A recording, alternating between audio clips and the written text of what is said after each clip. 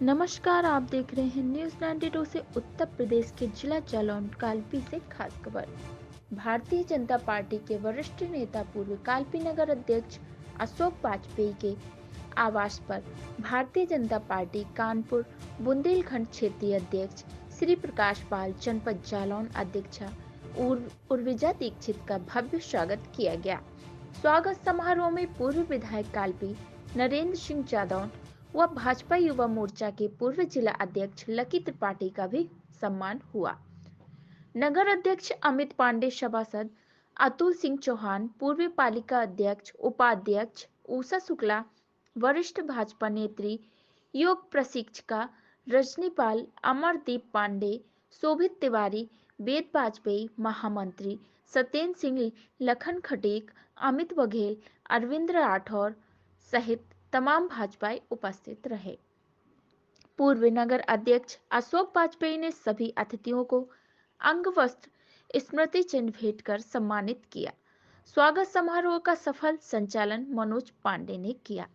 आइए देखते हैं लाइव न्यूज के सह संपादक मनोज पांडे से श्री प्रकाश पाल से हुई बातचीत के कुछ अंश। लाइव न्यूज 92 से अनुराग पंडित, सोनू महाराज के साथ मनोज पांडे की खास रिपोर्ट। एक दो सवाल है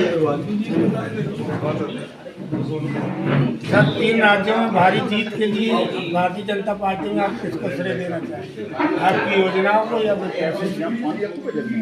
मोदी सरकार की योजनाएं और कार्यकर्ताओं का परिश्रम दोनों का संयुक्त प्रयास है। मोदी की गारंटी देश ने विश्वास किया है और 3 राज्यों का संदेश है कि मोदी जी तीसरी बार संभालें भारत देश।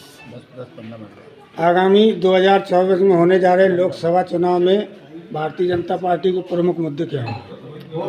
विकास विकास विकास। विकसित भारत की जो यात्राएं निकाली जा रही मोदी गारंटी, इससे आप जनता को क्या संदेश देना चाहते हैं? देखिए, आज़ादी के 75 वर्ष पूरे हो गए हैं। देश आज़ादी के अमृत काल में है और हमारे प्रधानमंत्री जी ने देशवासियों से आग्रह किया है कि 2047 तक भारत विकसित देश बने। और विकसित देश कोई एक आध दिन में नहीं बनता, किसी एक व्यक्ति के प्रयास से नहीं बनेगा। इसलिए हर गांव हर वार्ड में जाना, लोगों को उसका संकल्प दिलवाना और बुनियादी चीज़ें जो हैं गांव के लोगों को, मोदी जी कोई तुष्टीकरण के आधार पर नहीं करते हैं। सारी योजनाएं उनकी कि सबको जो आवश्यक लोग हैं उन तक पहुंचे, संतुष्टिकरण के आधार पर करते हैं। सभी को आवास, सभी को शौचालय, सभी को गैस कनेक्शन, सभी के घर बिजली, सभी को अन्न, सभी को दवाई की व्यवस्था, तो वो सारी योजनाएं पहुंच चुकी हैं। फिर भी अगर कोई छूटा हुआ हो, क्योंकि हम ऐसा नहीं कह सकते हैं कि विकसित भारत हो जाए, लोटा लेके लोग झाड़ी में खड़े हों, पीछे हों, है ना। तो ऐसे भारत को कैसे विकसित कर सकते हैं? तो वो सारी बुनियादी चीज़ें देश में, जहाँ दवाई के लिए मेडिकल कॉलेज, सड़कों का अच्छा जाल, रेलवे का अच्छा, एयरपोर्ट का, दुनिया में भारत का नाम, घुसकर मारने वाला, सर्जिकल स्ट्राइक, एयर स्ट्राइक वाला देश, दुनिया की 5वीं बड़ी अर्थव्यवस्था, तो उस दिशा में भारत चल पड़ा है जो रुकने वाला नहीं है। और मोदी जी उसको लेकर आगे नेतृत्व कर रहे हैं और निश्चित रूप से 2047 का भारत दुनिया का नंबर 1 देश होगा। इंडिया गठबंधन को आप चैलेंज मानते हैं इस चुनाव में? कहाँ चैलेंज है? वो तो खुद है, कोई गठबंधन है नहीं, आपस में लड़ रहे हैं। इसी चुनाव के बाद सबके बयान सामने आ रहे हैं और केवल वो भ्रष्टाचारी लोग अपने आप को बचाए रखने के लिए एकजुट हुए हैं। अभी आप आज देखे होंगे कि 300 करोड़ लगभग एक कांग्रेस के राज्यसभा सदस्य धीरज साहू के यहाँ मिल चुका है। इसी तरह पहले चाहे सत्येंद्र जैन आम आदमी पार्टी के हों, 22 के चुनाव से पहले पीयूष जैन के यहाँ जो समाजवादी पार्टी का पैसा रखा हुआ हो, आप कर्नाटक के एक मंत्री के रिश्तेदारों के यहाँ छापे देखे होंगे, चेन्नई में देखे होंगे। तो सब ये जितने घोटालेबाज लोग हैं वो सब एकजुट हो रहे हैं। इस घोटाले वाले में जो इतना 300 करोड़ रुपया मिला, कोई ये इंडिया गठबंधन वाला नहीं बोलेगा। इसका सीधा मतलब है कि ये सब इसी के लिए काम कर रहे हैं।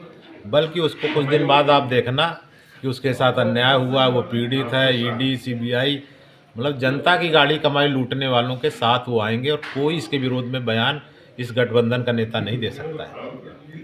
ये इनकी, आप सीधे देखिए कि इनका क्या उद्देश्य है, किस लिए काम करते हैं। तो कांग्रेस तो भ्रष्टाचार की जननी है, उसी के सब ये चट्टे बट्टे लोग हैं जो भ्रष्टाचार का किए हैं। मोदी जी की गारंटी ये है कि भ्रष्टाचारियों से पाई पाई निकलवा कर जनता के लिए लगाना है। 2024 में उत्तर प्रदेश से कितनी सीटें आप विश्वास करते हैं? 80 की 80 सीटें उत्तर प्रदेश इस बार भारतीय जनता पार्टी जीतेगी। और पिछली बार 2019 में 303 सीटें जीतकर मोदी जी प्रधानमंत्री भाजपा को मिली थी। अब अयोध्या में राम का मंदिर भी बन जाएगा, तो देशवासी निश्चित मान के चलिए 101 सीटों की दक्षिणा देंगे और 404, अब की बार 400 पार। धन्यवाद।